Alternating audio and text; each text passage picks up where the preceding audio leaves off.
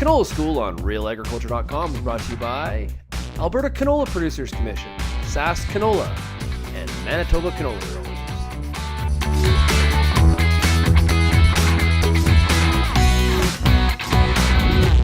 Kelvin Hepner with Real Agriculture, and pleased to be joined once again here on the Canola School by Angela Brackenreed, agronomy specialist with the Canola Council of Canada. And Angela, we have snow on the ground, harvests wrapping up, if not already done, for a few weeks in much of Western Canada. And speaking of the snow, moisture has been one of the big stories, or the lack of moisture has been one of the big stories for 2017. When we look back at what worked, what didn't in terms of growing canola this year, what are some of the lessons from 2017 looking forward? Yeah, sure. Thanks, Calvin. I guess I'll specifically be talking about Manitoba when it comes to canola yields. And you're right, moisture was certainly the big story for 2017. Most areas in the province were 50 to 70% of normal accumulated rainfall in the growing season, with the exception of the Northwest that was in a higher moisture situation. So I would say some of the key learnings from this year was moisture conservation was probably key for growers, especially as we move further west in the province, where we're a little bit lighter land, more of the zero-till area. So very important to have conserved all the moisture they possibly could, and fortunately we were coming in with a pretty good surplus in those areas. Yeah, that's the thing. We were coming out of a really wet year. That's right. And we maybe saw some ramifications or implications from the way we managed residue in fall of 2016. Yeah, and I think there's a lesson to be learned from this, is that no 2 years are going to be the same, and we might be kind of getting into an era where that rings true more and more.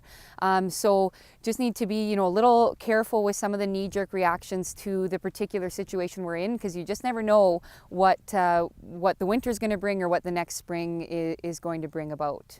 So what does that mean for 2018 now, and how we manage what we've been left with coming out of 2017? Right. So I think as you drive around the province, you certainly see a lot of sloughs that are empty that aren't normally empty. I think we pretty much use every last drop of moisture that was available to us to get the crops that we did this year. So as of now, moisture conservation is going to be very, very important, and largely we just have to hope that we're going to have some good snowfall this winter and some good spring moisture. So nice to see on October 31st that we already do have a bit of a covering of snow here in Carman. Mm-hmm.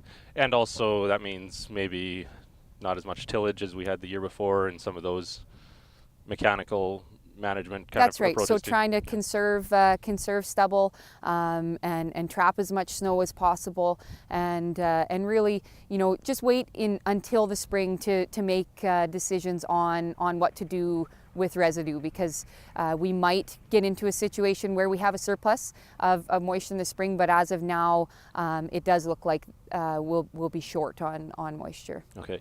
Overall, we don't have final yield numbers or averages yet, but overall, would you say that generally producers were probably pleased with the yields that we got, considering the moisture situation all Yeah, summer? so generally speaking, Calvin, I would say we had anywhere from good canola yields to exceptional canola yields in the province. Like you said, we don't have any official StatsCan yield numbers yet, so this is just kind of gleaned from conversations that I've had with producers and industry agronomists. All right.